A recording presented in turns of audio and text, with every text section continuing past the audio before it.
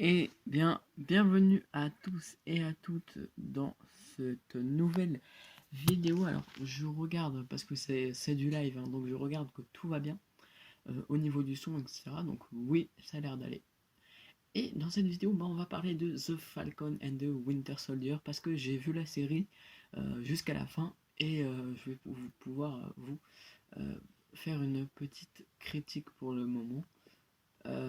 Le seul truc, on va faire ça en deux parties. Alors voilà, la première partie, c'est une partie sans spoil de la série, et la deuxième, il y aura du spoil. Alors je vous demanderai juste d'éviter de regarder vers là, sur cet écran-là, parce que il y a des scènes qui peuvent potentiellement spoiler, même si voilà, la série est sortie un petit bout de temps, vous risquez pas trop de vous faire spoil. Voilà. Alors, pour commencer avec la partie, on va dire, non spoilée, j'avais pris quelques notes euh, donc pour ma critique. Donc, euh, en fait, je sais pas trop comment ne pas spoiler la série et donner un avis critique. Euh, donc, la série, ouais, elle est sortie assez récemment, et les personnages principaux sont Bugsy Barnes et Sam Wilson. Donc, ils sont euh, les personnages principaux. Excusez-moi, je bug un petit peu. Mais ouais, c'est une série, voilà, c'est une série, comment dire, elle est pas très longue, elle est pas très courte, elle est pas très action, mais je pense qu'elle fait du bien parce que c'est une série qui, voilà, sert essentiellement aux personnages en fait. Elle est juste là pour mettre en valeur certains personnages comme Falcon et Bucky Barnes, et c'est une série, je dirais, très psychologique. Je sais pas si c'est le terme qu'on peut envoyer, mais voilà, elle est très psychologique dans le sens où voilà, on va jouer avec les émotions de chacun. Euh, Tous les personnages en fait sont super travaillés. On en parlera après dans la partie spoil pour pas vous spoiler, mais voilà, on voit en fait l'après Avengers Endgame, ce qui se passe après Endgame, quand tout le monde revient à la vie finalement, et on voit que il y a des problèmes politiques, il y a des problèmes financiers en fait, et c'est des choses que dans Endgame on voit pas, dans Infinity War on voit pas. C'est parce que dans ces films-là, dans Endgame et Infinity War, on voit les scènes d'action, on voit ce qui se passe, mais on voit pas le monde dans sa globalité. En fait, on voit pas l'univers, on voit pas le monde, la Terre, comment les habitants de la Terre le prennent eux. On le voit un petit peu dans Endgame quand tout le monde a disparu, mais c'est très très bref en fait. Là, cette série-là, elle est plus centrée. Pardon, ça bouge beaucoup. Cette série-là, elle est très centrée quand même sur le monde en fait, et c'est ça que je trouve génial, parce que il y a des scènes de vie en fait de tous les jours qu'on voit pas forcément dans les films du MCU en fait, et ces scènes là elles font extrêmement plaisir à voir. Voilà.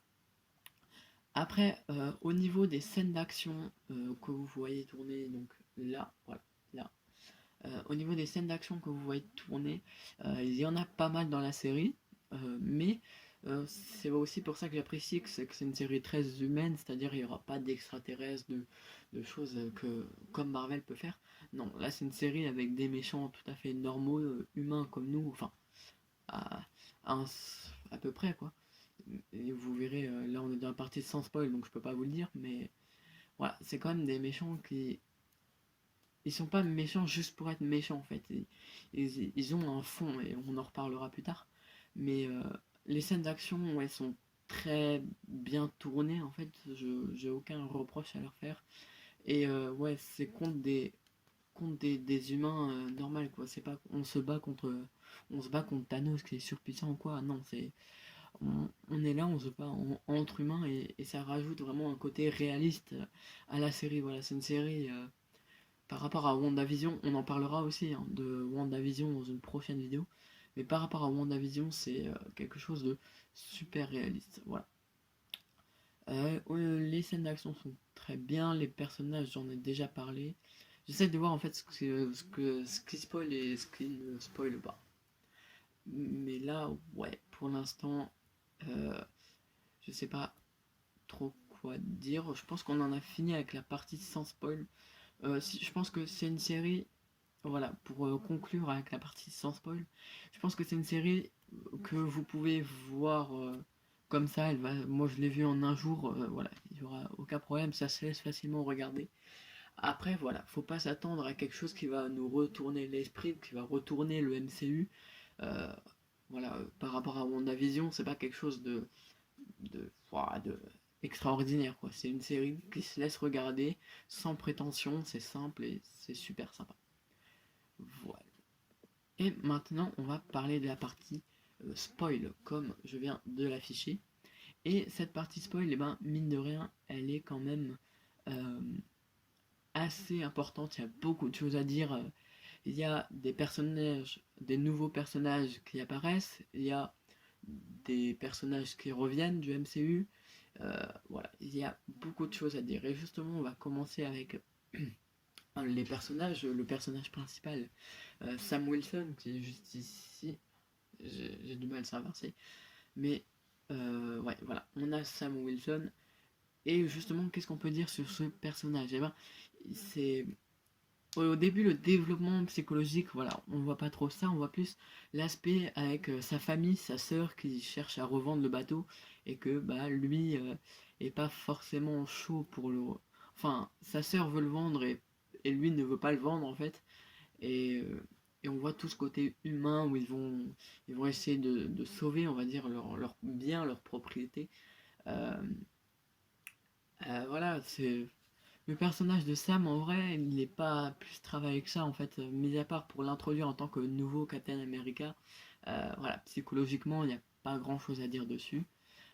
Pareil pour Bucky, en fait, voilà, Bucky, il n'y a pas grand chose à dire. On sait juste que, voilà, il était prisonnier, il a été gracié sous condition qu'il suive une thérapie. Et la thérapie avec la psychologue. Et en fait, cette série, c'est un peu cette aventure pour Bucky, c'est un peu en fait sa thérapie. On le voit quand il donne à la fin de la série le paquet avec dedans son carnet avec tous les noms rêvés. C'est sa façon de dire voilà, je suis guéri, ma thérapie est terminée et tout va bien, quoi, je vais bien, etc.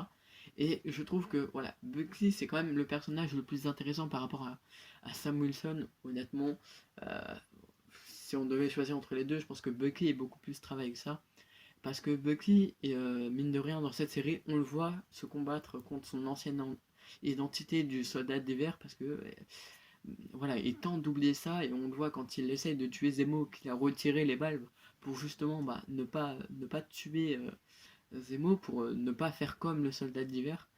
Et finalement, cette série, je pense que voilà, The Falcon and the Winter Soldier, c'est une série qui aura qu'une seule saison. Pourquoi? Parce que le Faucon a disparu, enfin, pas totalement.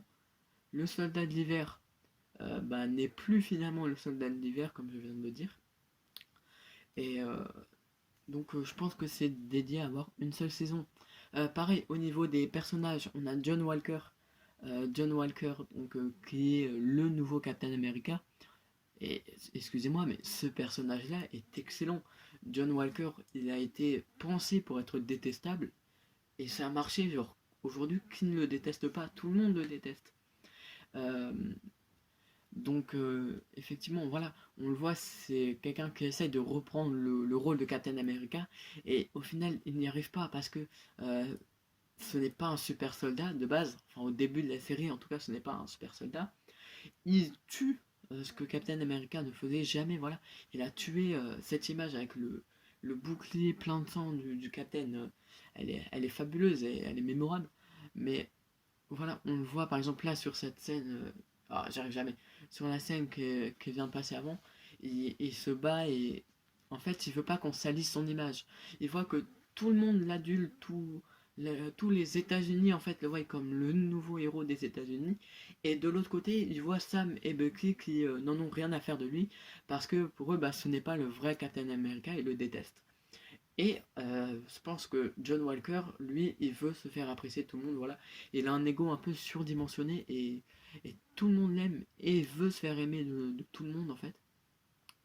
Et moi, c'est ça que je trouve magique en fait dans cette série, c'est que les personnages sont travaillés à fond. Alors, par exemple, voilà, les personnages qui reviennent, oui et non, parce qu'il n'avait pas disparu totalement. Zemo, donc le baron Zemo, alors, il y a plusieurs choses à dire sur Zemo déjà. Le premier, c'est que bah, c'est Bugsy qui a l'idée de le chercher. Après Civil War, je suis désolé, enfin, moi personnellement, j'ai trouvé ça étonnant. Ensuite, que moi j'étais persuadé, voilà, quand j'ai su que Zemo allait rentrer dans en tant que personnage principal, j'étais persuadé que voilà, Zemo ce serait un peu le Loki de la série, quoi, il allait essayer de le remettre à l'envers. Et finalement, pas plus que ça en fait. Zemo il avait un bon fond et un petit peu une haine contre Hydra, et je pense que c'est ce qu'il a voulu, c'est ce qui l'a poussé à aider Bugsy, etc. Euh, ouais, après, qu'est-ce que je peux dire sur Zemo? Il est pas. C'est pas le personnage le plus travaillé, on va dire, c'est le même que Civil War, quoi. Il n'a pas vraiment changé mentalement, en termes d'esprit, voilà. On le voit peut-être plus se battre, là où dans Civil War, il retournait les Avengers contre eux. Là, on voit que Zemo, c'est quelqu'un qui a de l'importance en termes de combat, voilà. Il tire, il sait faire usage des armes à feu. On le voit même avec sa cagoule. Alors, la cagoule, je sais pas trop à quoi elle sert. Est-ce que c'est on va dire, un raccourci cinématographique pour les cascadeurs? Peut-être, je pense que oui, je pense que c'est ça. La cagoule, pour l'instant, elle n'a pas vraiment de sens, de symbole ou quoi. Et voilà, je sais pas si elle sert à quelque chose ou quoi. Après, on a Sharon Carter, donc qui est la fille, je crois, de Peggy Carter. Donc la femme de Captain America et du coup qui est sa fille maintenant. Je me suis embrouillé, pardon. Et on a le retour de Peggy Carter, donc qui elle aussi avait disparu depuis Civil War. Et ça m'a fait plaisir de la retrouver. Voilà. On a eu cette scène d'action où elle se bat avec un petit biche, il me semble, ou un tuyau. Franchement, je savais pas que Peggy était capable de se battre comme ça en fait. Elle est même, après on a vu que c'était elle le Power Broker, donc finalement elle a quand même un minimum d'importance dans la série. Euh, c'est devenu quelqu'un d'important. Alors, elle était déjà avant, mais avant c'était dans la légalité, c'était régenté par le Shield. Là, ce n'est plus le cas. Il n'y a aucune organisation qui est derrière elle. C'est un peu la marraine de la mafia, ou la parraine, je sais pas comment on dit. Mais voilà. On a Madripoor aussi, justement, cette nouvelle ville qui est introduite. Donc, dans les comics, Madripoor, c'est quoi? C'est la ville de la main. Donc, qui dit la main dit Daredevil. Voilà. Bon, pour l'instant, c'est pas d'actualité pour ceux qui suivent un peu la MCU. Voilà, pour l'instant, on n'a pas prévu de sortir un film Daredevil, mais disons que c'est une entrée pour dans 5 6 ans, une entrée pourquoi pas pour Daredevil maintenant qu'on sait que la ville existe, que Madripoor existe. Voilà. Ensuite, on va peut-être parler de Captain America, alors pas John Walker, mais le nouveau Captain America que je pense tout le monde attendait. Voilà, Sam Wilson.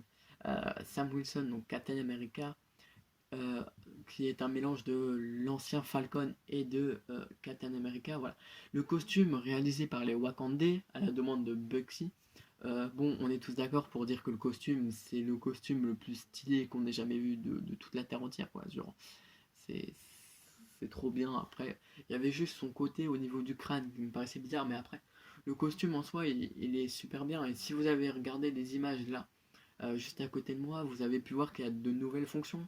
Il y a l'espèce de truc au poignet où il peut lancer, on l'a pas vu faire, mais on voit aussi qu'il mêle super bien le bouclier avec les ailes, où les ailes elles se plantent dans le sol pendant que lui résiste au bouclier.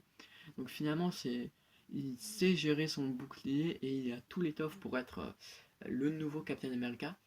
Et à l'heure actuelle, on parle d'un Captain America 4. Alors je sais pas si c'est officialisé ou pas, mais en tout cas, on sait que Sam Wilson, il sera en rôle principal en tant que Captain America si jamais ça devait arriver.